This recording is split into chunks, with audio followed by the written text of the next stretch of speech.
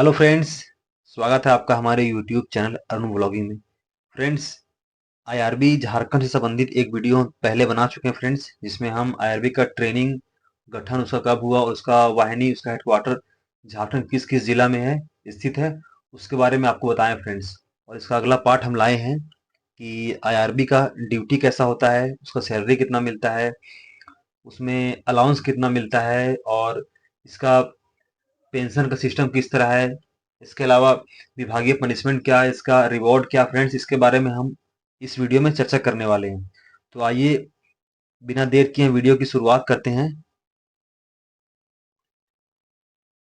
Friends, IRB का duty की बात करें हम तो आईआरबी का जो ड्यूटी होता है वो मैगजीन ड्यूटी होता है। ठीक है, पहला ड्यूटी मैगजीन ड्यूटी क्या है कि आप किसी पैरामिलिट्री फोर्स में जाइए, सेंट्रल का, चाहे आर्मी हो गया, चाहे सीआरपीएफ, बीएसएफ, आईटीबीपी, कोई भी हो गया पार्लियामेंट्री फोर्स, या झारखंड में आइए आप, जैप हो गया, जिला हो गया, जगुआर हो गया, किसी भी आप पार्लियामेंट्री फोर्स में जाइए फ्रेंड्स, उसका वाहिनी उसका हेडक्वार्टर में एक मतलब शस्त्रागार होता है। ठीक है, जिसमें उस वाहिनी का सारा हथियार रखा होता है, जैसे AK-47 हो गया, इंसास हो गया, ग्रेनेड हो गया, पिस्टल वगैरह हो गया फ्रेंड्स।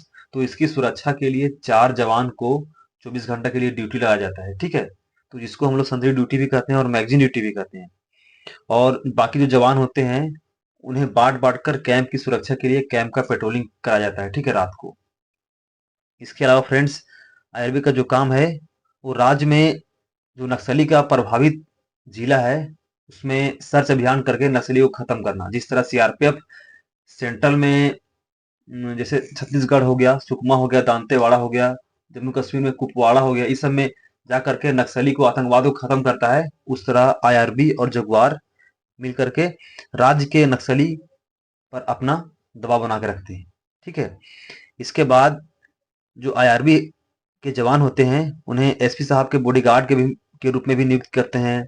चाहे वो जिला समादेष्टा हो या एसडीपीओ साहब हो या डीएसपी साहब हो, किसी भी मतलब बड़े साहब के वे बॉडीगार्ड के रूप में भी काम कर सकते हैं। ठीक है, उसके बाद फ्रेंड्स, आईआरबी का जो मुख्य काम है वो इलेक्शन करवाना है। ठीक है, आईआरबी का जो गठन हुआ है उसका एक मुख्य उद्देश्य है कि वो देश में या किसी भी राज्य में इलेक्शन हो तो उसका शांतिपूर्ण कराने का दायित्व आईआरबी को है। ठीक है, अभी हाल ही में लोकसभा चुनाव हुआ, उसके बाद बहुत सारे राज्य में विधानसभा भी चुनाव हुआ और झारखंड में मुखिया चुनाव हुआ। ठीक है, और विधानसभा चुनाव होने वाला भी यहाँ पर है। तो फ्रेंड्स, इसमें आईआरबी का ड्यूटी लगना तय है। इसके अलावा यहाँ पर हम कुछ राज्य का नाम भी लिखे हैं। नागालैंड है, कर्नाटक है, JNK, त्रिपुरा, पश्चिम बंगाल, मेघालय। फ्रेंड्स, ये जो राज्य है इसमें हम खुद विधानसभा चुनाव करा के आए हैं और हमारा जो अनुभव है बहुत अच्छा रहा है इस आईआरबी की ड्यूटी के दौरान। तो आगे बढ़ते हैं हम।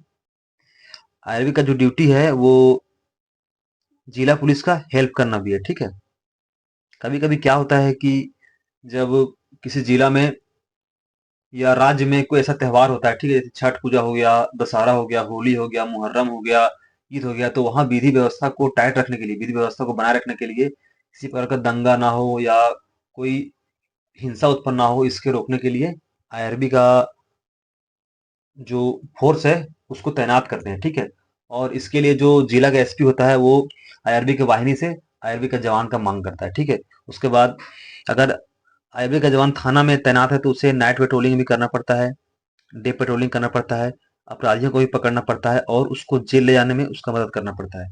इसके अलावा यदि राज्य में कहीं भी राष्ट्रपति महोदय, पीएम साहब या मुख्यमंत्री महोदय, इस सब का आगमन है, उनका रोड मार्च है, उनका रोड शो है, तो उनके जो रोड शो है और उनका जो आगमन है उनमें किसी प्रकार का अड़चन ना आए, इसके लिए आईआरबी को वीआईपी सिक्योरिटी के रूप में भी लगाया जाता है। ठीक है, तो आप देख सकते हैं कि जो जितना बताएं आपको हम, इन सब सारे कार्यों में आईआरबी का बहुत ही महत्वपूर्ण योगदान है।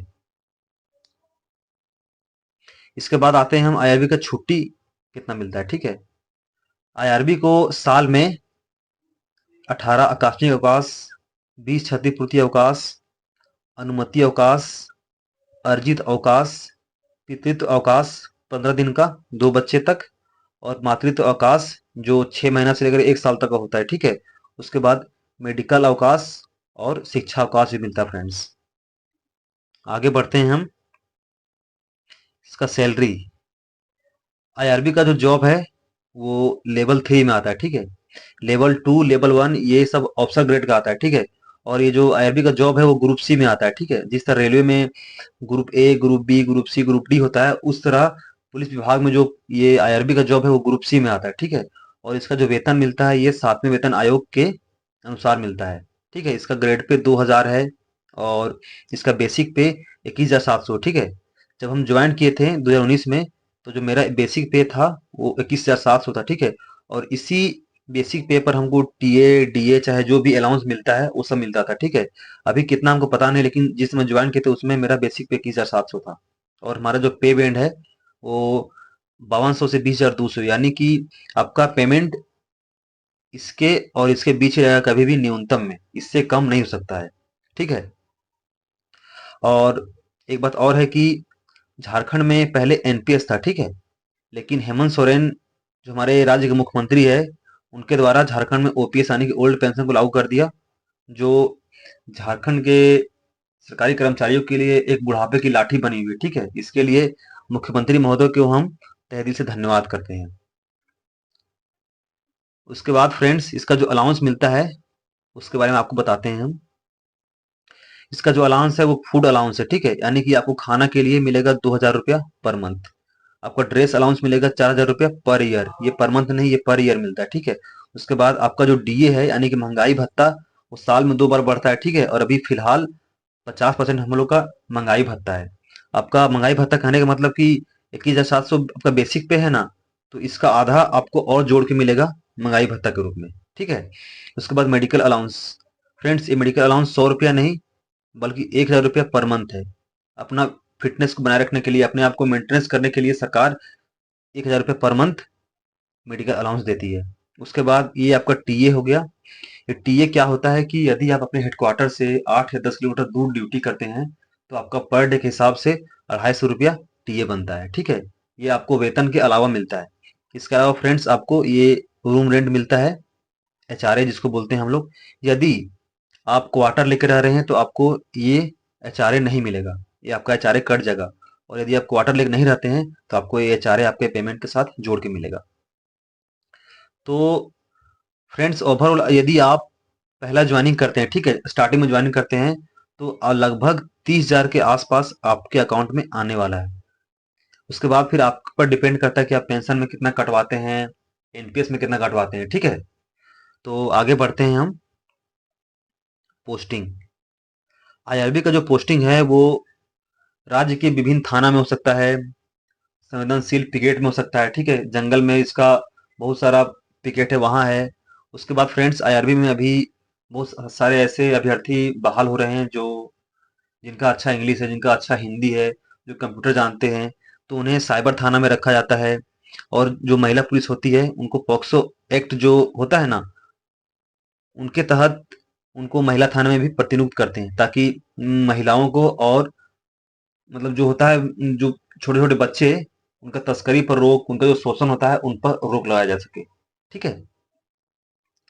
इसके बाद आईआरबी में डिपार्टमेंटल पनिशमेंट भी मिलता है, ठीक है। वो पनिशमेंट क्या है कि यदि आप अपने से वरीय अधिकारी से बहस कर लेते हैं, या आप चोरी में पकड़े जाते हैं, या कुछ गलत कृत्य में आप पकड़े जाते हैं, ठीक है, तो या तो आपको सस्पेंड कर देगा, या और आपको ब्लैक मार्का मिलेगा, ठीक है। ये ब्लैक मार्का क्या होता है कि आपका सर्विस बुक में एक ब्लैक मार्का दर्ज हो जाएगा, ठीक है। और आपका वेतन वृद्धि पर रोक लग जाएगा। और ज्यादा बड़ा आप कहीं कांड कर दिए, ठीक है, जो क्षम्य नहीं है, तो आपको डिसमिस करके घर भी भेजा जा सकता है, ठीक है, बड़े साहब के द्वारा। तो फ्रेंड्स ये जो ब्लैक मार्का चाहे या सस्पेंड आप हुए हैं, जो भी हुए हैं, तो जितना भी आप सही कीजिएगा गलत कीजिएगा, हर पुलिस का एक सर्विस बुक होता है, उसमें आपका वो चीज अंकित होगा। और जब आपका प्रमोशन का टाइम आएगा तो आपका सर्विस बुक खुलेगा कि आप पिछले जितना भी ड्यूटी किए हैं उसमें आपका ड्यूटी कैसा रहा है, आप कितना गलती किए हैं, आप सस्पेंड हुए हैं, आपको ब्लैक मार्का मिला है, आपका वेतन वृद्धि पर रोक लगा, यानी कि आपको पनिशमेंट मिला है, ठीक है। तो ज़्यादा अगर आपका पनिशमेंट है तो आपको प्रमोशन नहीं होगा, ठीक है। आपके साथ वाला जो आपका बैच का है उसका प्रमोशन हो जाएगा, आपको प्रमोशन नहीं मिलेगा। और फ्रेंड्स यहाँ पर है वेतन रोकना। यदि आप छुट्टी गए हैं और अमुक तारीख को आपका छुट्टी वापस का डेट है, यदि आप छुट्टी से वापस उस तारीख को नहीं आते हैं तो फ्रेंड्स आपका वेतन को वो रोक दिया जाएगा, ठीक है। आप इस भ्रम में ना रहें कि हम घर चल गए और छुट्टी से वापस नहीं आए तो मेरा पेमेंट चलता रहेगा, नहीं। आपका पेमेंट को रोक दिया जाएगा, ठीक है। और ये चीज भी आपके सर्विस बुक में अंकित हो जाएगा। उसके बाद फ्रेंड्स रिवार्ड। आप अगर अच्छा काम किए हैं, अच्छा परेड किए हैं, अच्छा सेवा दिए हैं पुलिस में, ठीक है, तो आपको रिवार्ड मिलेगा, आपको जीएस मार्का मिलेगा, ठीक है, जो आपको प्रमोशन में बहुत हेल्प करेगा। इसके अलावा यदि आप नेशनल लेवल खेलते हैं, स्टेट लेवल खेलते हैं और अच्छा अगर आप गोल्ड मेडलिस्ट लाते हैं तो आपको प्रमोशन भी मिल सकता है। और फ्रेंड्स एक सवाल यहाँ पर और है कि रिटायरमेंट के टाइम में कितना मिलेगा। फ्रेंड्स आईआरबी का जॉब जो है 20 साल का, ठीक है, लेकिन फिर भी रिटायरमेंट के टाइम आपका पेमेंट कम से कम नहीं तो 90,000 से कम तो होगा नहीं, ठीक है। तो जब रिटायर होइएगा तो आपको जो पेंशन आप जमा किए वो मिलेगा आपको, और जितना लास्ट पेमेंट था उसका आधा आपको पेंशन के रूप में आपका जिंदगी भर मिलेगा, ठीक है। उसके बाद फ्रेंड्स ये चीज तो क्लियर हो चुका है कि आईआरबी का जॉब है वो 20 साल का है, ठीक है, 60 साल का नहीं है। क्योंकि जितना जल्दी जल्दी आईआरबी में प्रमोशन दे रहा है तो इससे पता चलता है कि आईआरबी का जॉब 20 साल है। क्योंकि जैप या जिला में जितना भी जवान है वो 20 साल नौकरी कर लिए फिर भी वो सिपाही ही है, हवलदार भी कोई नहीं बन पाए हैं, बहुत सारा एसआई भी नहीं बन पाए हैं। और जबकि आईआरबी में बहुत सारे जो सिपाही हैं वो 20 साल के अंदर ही हवलदार बन गए और एसआई भी बन गए, एएसआई बन गए, ठीक है। इससे पता चलता है कि आईआरबी में जो नौकरी की अवधि है वो 20 साल की ही है, ठीक है। तो फ्रेंड्स कैसा लगा आपको यह वीडियो, आप हमें कमेंट करके बताएं। और यदि आपको यह वीडियो अच्छा लगे तो हमारे चैनल को सब्सक्राइब करें, वीडियो को लाइक करें, अपने दोस्तों के साथ शेयर करें। फिर मिलते हैं अगले अपडेट में, तब तक के लिए धन्यवाद।